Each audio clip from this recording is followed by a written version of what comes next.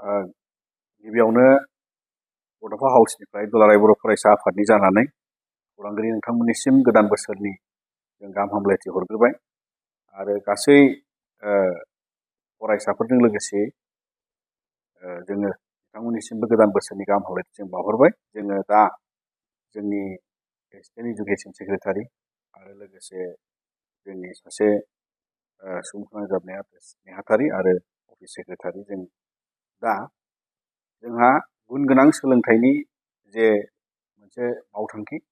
आरो बेखौ लानानै दुलाराय बर' फरायसा आफादा जोङो गुन गोनां सोलोंथाइनि जे जांख्रिथायारि मोनसे बिफाव बिनि सायाव जोंहा गोबां हाबाफारि लानाय दङ आरो दिनै जोङो मिरुआरि जिथि मोनसे सायख' आनजाद जोङो 10 बोसोरसिम बेखौ खुंगासिनो दङ। बेयो 9 थाखो आरो 10 थाखोनि थाखाय बर' बिजोङाव फरायनाय फरायसाफोरनि थाखाय बेखौ खुंनाय जायो आरो बिनि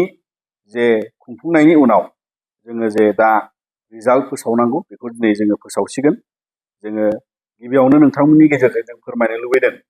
जे जोंहा देग्लायनि 2025नि जे जिथि जे सेन्ट्रेल टेलेन्ट सार्च आनजाद जों खुंलांबाय बेवहाय गासै जोंनि एग्जाम सेन्टार हिसाबै जोङो अल आसाम लेभेलाव बर' बिजों फरायसाफोर थानाय गासैबो ओनसोलाव जों बेखौ खुंफुंदों आरो गासै 226 जोंनि सेन्टार एग्जाम सामलायनाय जे बेवहाय सेन्टारफोर बेयाव सामलायदों आरो बेवहाय आनजाद होनाय जे एनरलमेन्ट बा फरायसाफोरनि मुं थिसननायाव आनजाद होनायनि जे अनजिमा जोंहा क्लास 9आव आनजादखौ बाहागो लादोंमोन 7233 सा फरायसाफ्रा बेवहाय बाहागो लादोंमोन आरो क्लास 10आव बा 10 थाखोआव 6991 फरायसाफ्रा बे आनजादखौ होदोंमोन। दा बिनि उनाव जोङो बिथांमोननि बाहागो लानायनि उनाव दिनै जोङो बिथांमोननि फोरमानलाइखौ बा बिथांमोननि रिजाल्टखौ दिनैहाय जोङो मोनबाय। गासै जोङो दा बावहाय जोङो मोननै रोखोमनि जोङो बाहागो राननानै बिथांमोनखौ सायख'नाय जायो। गिबियाव जोङो जाय बिथांमोनहा टप बा जौसिन नाम्बार मोननो हादों बांसिन नाम्बार मोननो हादों बिथांमोनहा सेथि नैथि आरो थामथि स्टेन्डार्डआव सायख'जायो रेंकआव आरो बिथांमोनहा क्लास 9निबो 10निबो बेवहाय सायख'जायो। दा गिबियाव 10 थाखोनि टप 3 बा 3 मासियाव आवग्रिनो हानाय बिथांमोनहा 3 बिथांमोनहा जि आनजादाव 200नि नम्बराव बिथांमोना आनजादखौ होयो आरो बिथांमोना जाय बिनिनो बांसिन मोनदों बिथांमोन 3आ 10 थाखोआव सेथियाव दङ मुसुखा नार्जारि बिथाङा मोननो हादों 171 एबा 85.5% बिथाङा मोननो हादों। बिथांनि फरायसालिया PSS बड' हाइ स्कुल बरपेटा जिल्लानि बिथाङा बालाफारा एरियानि बिथाङा बे सेथि मासिखौ 10 थाखोनि आवग्रिनो हादों। नैथियाव दङ दिपारानि बसुमतारी बिथाङा 151 नम्बर मोननो हादों आरो 75.5% बिथाङा मोननो हादों आरो बिथांनि फरायसालिया जोंमा RBMHS स्कुल बिजनीनि चिरां जिल्लानि। थामथियाव मोननो हादों हायेनसा बसुमतारी बिथाङा 150 नम्बर मोनदों आरो 75% मोननायनि थाखाय बिथाङा उपेन्द्र नेशनेल एकाडेमी खैराबारिनि उदालगुरि जिल्लानि। दा बे जाबाय 10 थाखोनि। दा 9 थाखोनि 3 जाय बिथांमोना टप 3आव फैदों बिथांमोना सेथियाव दङ दितिमुनि रामसियारि बिथाङा मोनदों 170 आरो बिथाङा 85% मोनबाय। बाथौ आश्रम हाइ स्कुल मेदाघाटनि बाक्सा जिल्लानि। बेनिफ्राय निखिल कुमार बर' बिथाङा मोनदों 165 आरो बिथाङा 82% UN एकाडेमी हासां बिथाङा कामरुपनि। बेनिफ्राय थामथिखौ आवग्रिनो हादों खान्दान ब्रह्म बिथाङा 192.81% नम्बर मोनबाय। बिथाङा UN एकाडेमी वेस्ट केम्पास क'क्राझारनि। दा बे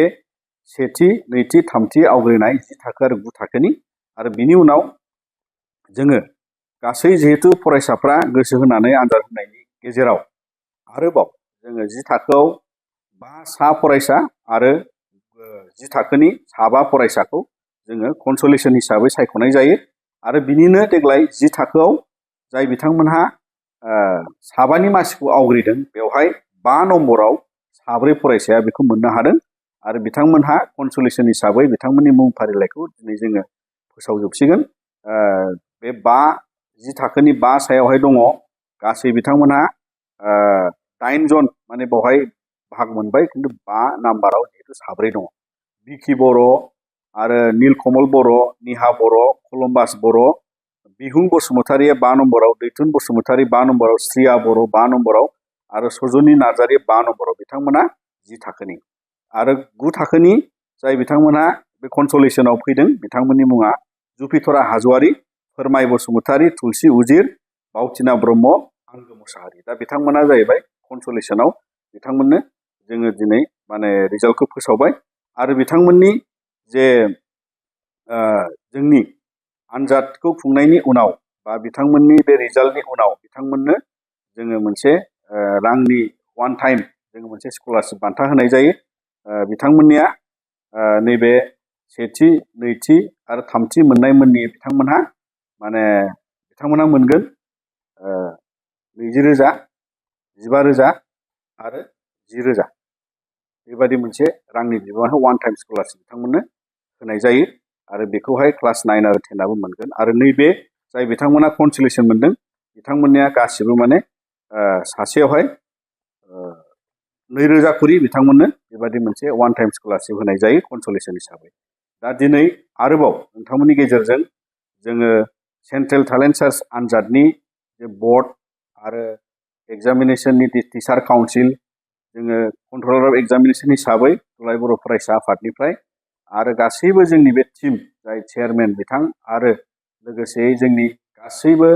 फोरोंगिरि बिथांमोना जायफ्रा जोंखौ प्रश्न सेबखांनायनिफ्राय लानानै गासै आनजादखौ खुंफुंनायाव मदद खालामबाय, जोङो दुलाराय बर' फरायसा आफादनिफ्राय जोबोद जोङो हामबायनाय होयो। मानोना जोंनि बे गुन गोनां सोलोंथाइनि जे जावरिखांनायनि बे हाबाफारिया